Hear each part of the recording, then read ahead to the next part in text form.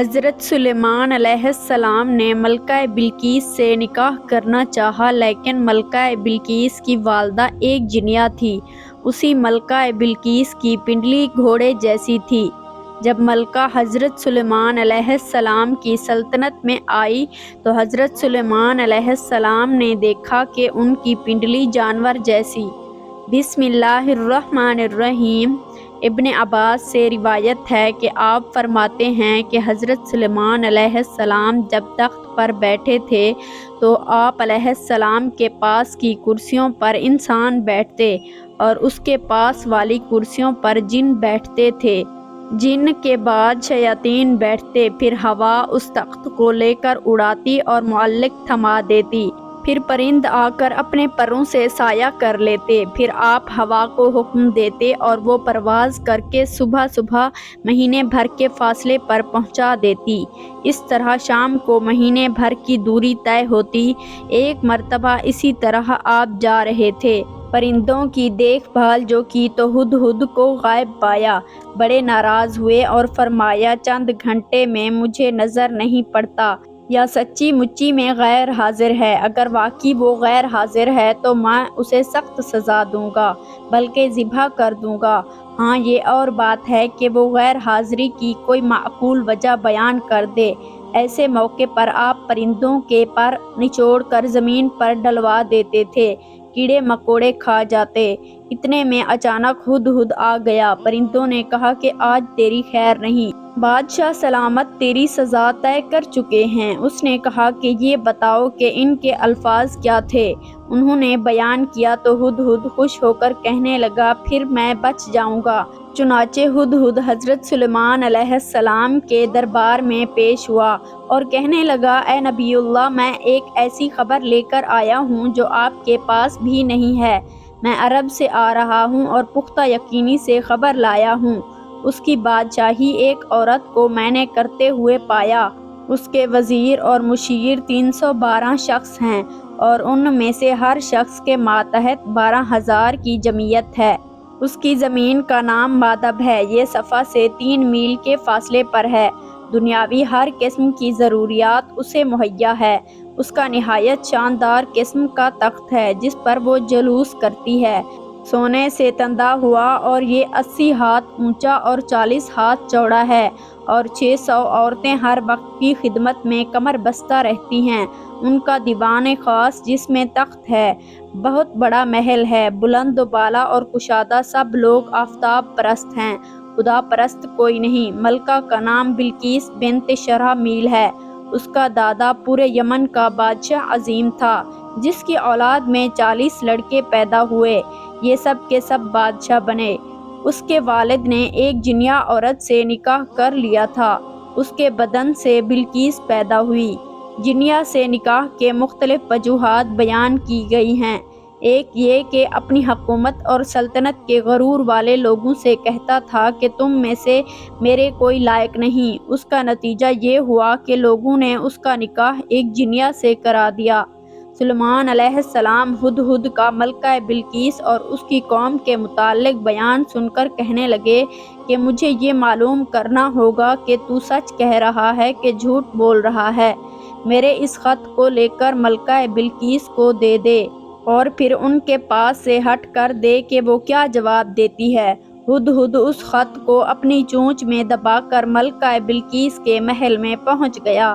ملکہ اس وقت خلوت خانہ میں تھی۔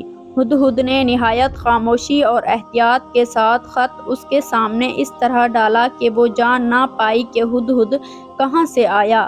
ملکہ اپنی گود میں پڑے خط کو دیکھ کر محتاط ہو گئی اور خوف زدہ بھی، لیکن اتنا اندازہ ضرور ہو گیا کہ یہ کوئی عام خط نہیں ہے، معزز مکرم ہے، اس پر مہر بھی لگی ہوئی ہے۔ اس خط میں خط لکھنے کی تمام اصول پڑھتے گئے۔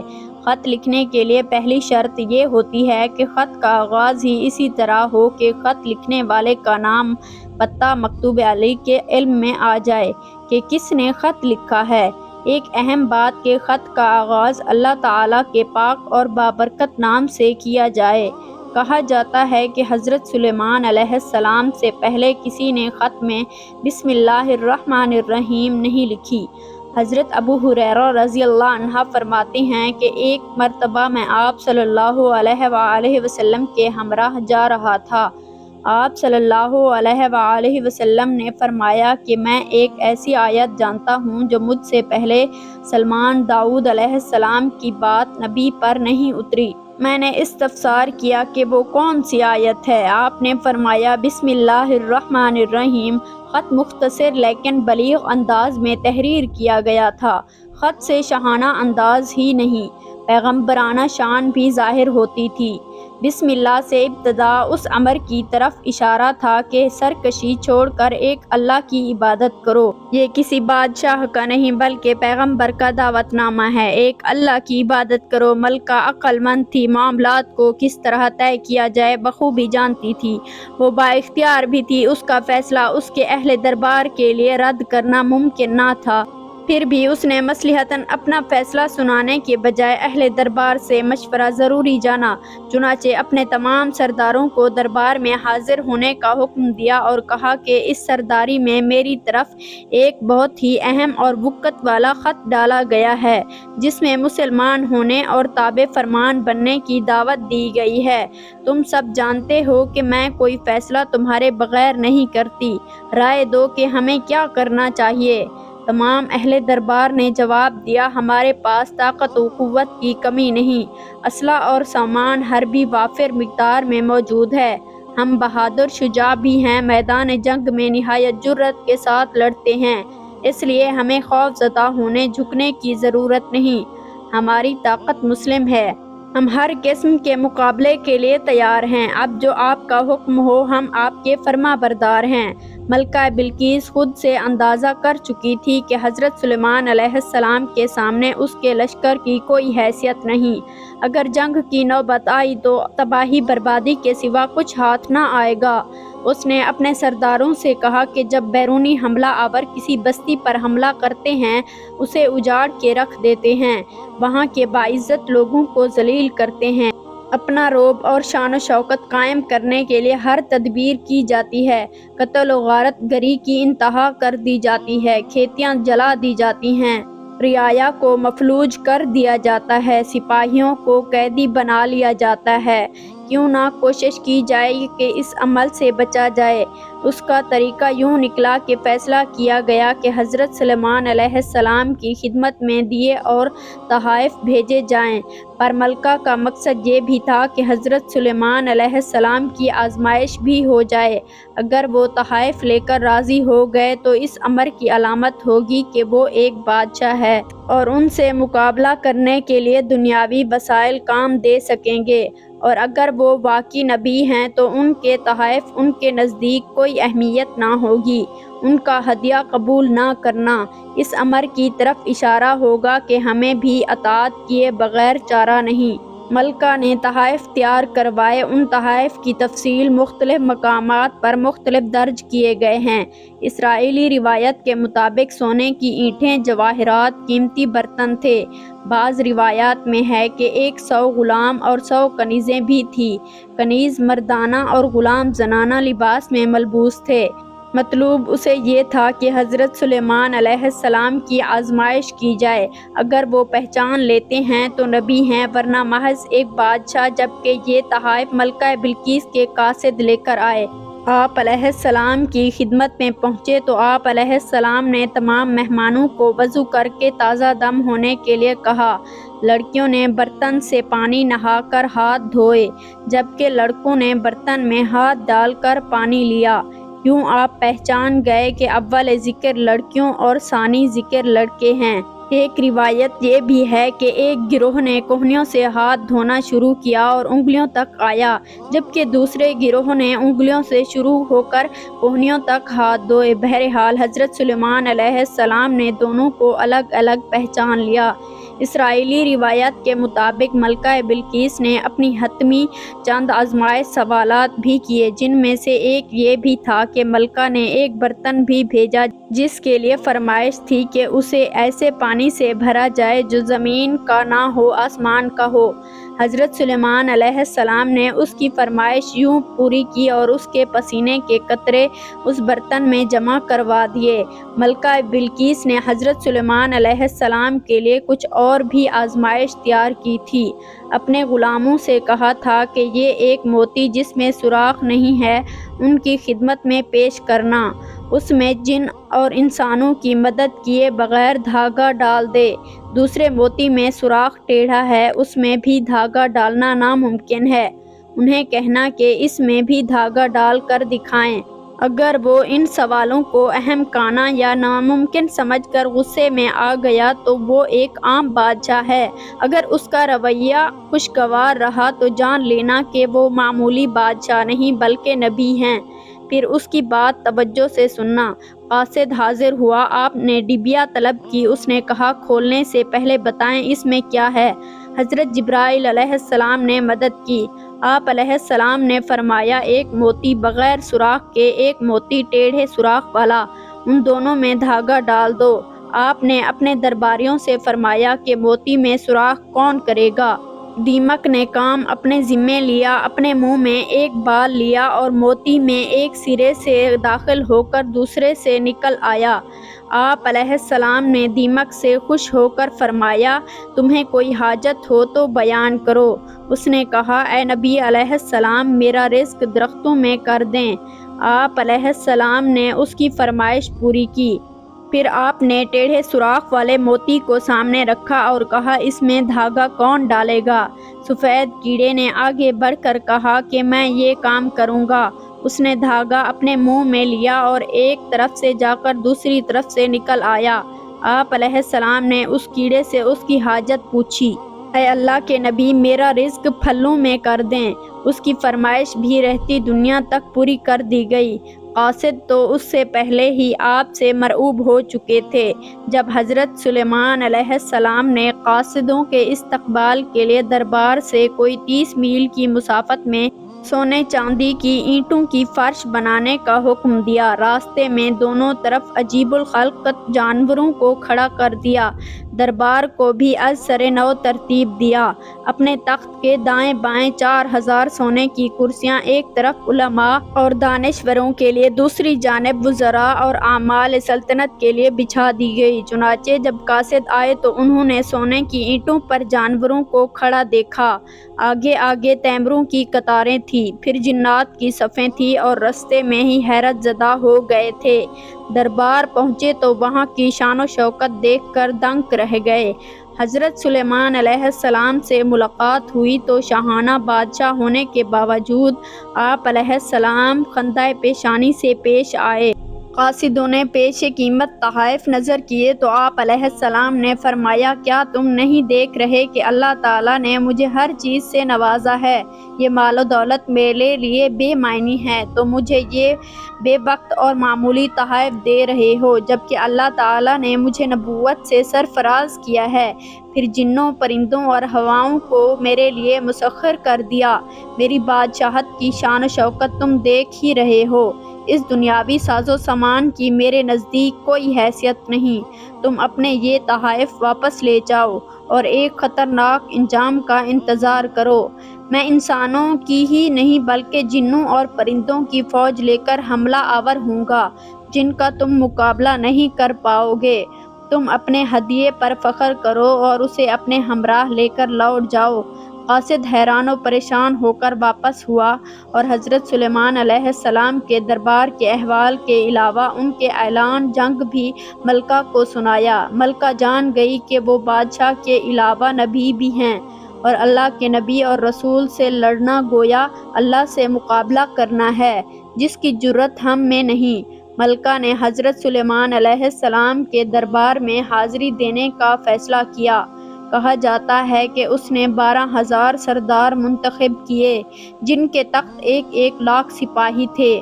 حضرت سلیمان علیہ السلام نے دور سے کوئی باہر اٹھتا ہوا دیکھا تو جان گئے کہ ملکہ بلقیس اپنے سپاہیوں کے ساتھ آ رہے ہیں اور مطیع ہو کر آ رہے ہیں۔ اس وقت وہ محل سے 3 میل کے فاصلے پر تھی۔ حضرت سلیمان علیہ السلام نے سوچا کہ وہ میرے دربار کی شان و شوکت کے ساتھ ساتھ پیغمبرانہ معجزہ بھی دیکھ لیں۔ اس لیے آپ نے اپنی مجلس میں کہا کہ جہاں آپ صبح سے دوپہر تک مقدمات کا فیصلہ کیا کرتے تھے اور جہاں جن و انس سب ہی شریک ہوا کرتے تھے، فرمایا کہ کیا ملکہ بلقیس کا تخت، جس کی پیش و قیمت اور نادر ہونے کی بہت شہرت ہے، ملکہ کے میرے دربار میں پہنچنے سے پہلے کوئی یہاں لا سکتا ہے؟ کیونکہ جب وہ یہاں آ جائے، ایمان لے آئے گی، پھر اس کا مال ہم پر حرام ہو جائے گا۔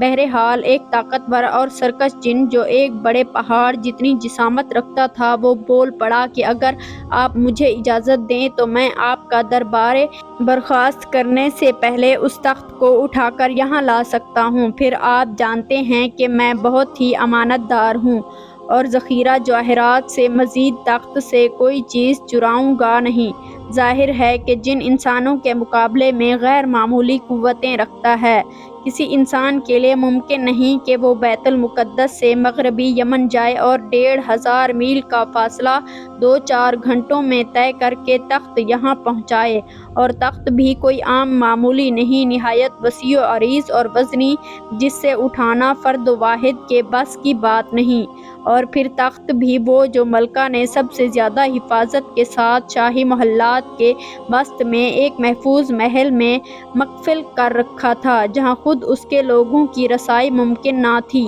مجلس شورا میں موجود ایک شخص بول اٹھا، یہ وہ شخص تھا جسے کتاب کا علم عطا کیا گیا۔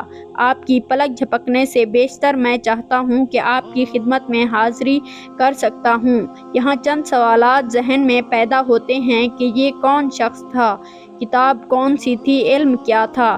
بعض افراد کا خیال ہے کہ یہ خود حضرت سلیمان علیہ السلام تھے، کہ اللہ تعالیٰ نے انہیں علم سے نوازا تھا اور وہ معجزہ دکھا سکتے تھے۔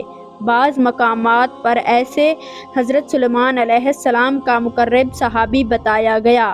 اس کا نام آصف بن باقیہ درج ہے، جو حضرت سلیمان علیہ السلام کے وزیر تھے اور نسل انسانی سے تعلق رکھتے تھے۔ ابن عباس کے متعلق آپ حضرت سلیمان علیہ السلام کے کاتب تھے، آپ کے خالہ زاد تھے، ولی اللہ تھے اور اسم اعظم جانتے تھے۔ کتاب کے علم سے مراد غالباً اسم اعظم کا علم ہے، یعنی تورات، اور بعض کے نزدیک اس علم کے مراد درباری رجسٹر اور سرکاری دفتر مراد، یعنی آصف برقیہ کو ہدایہ کے دفتر کی امین ہونے کی وجہ سے یہ علم حاصل تھا۔ وہ تخت محل کسی حصے میں محفوظ ہیں۔ یہ بات البتہ ہو سکتی ہے کہ اللہ نے انہیں کرامت بخشی تھی کہ جس کے سبب انہوں نے جن کے مختصر مہلت کو بھی طویل جانا اور کہا کہ میں پلک جھپکنے سے پہلے تخت حاصل کر سکتا ہوں۔ چنانچہ لمحہ بھر بعد ہی حضرت سلیمان علیہ السلام نے تخت اپنے سامنے موجود پایا۔ تمام اہل دربار حیرت زدہ رہ گئے۔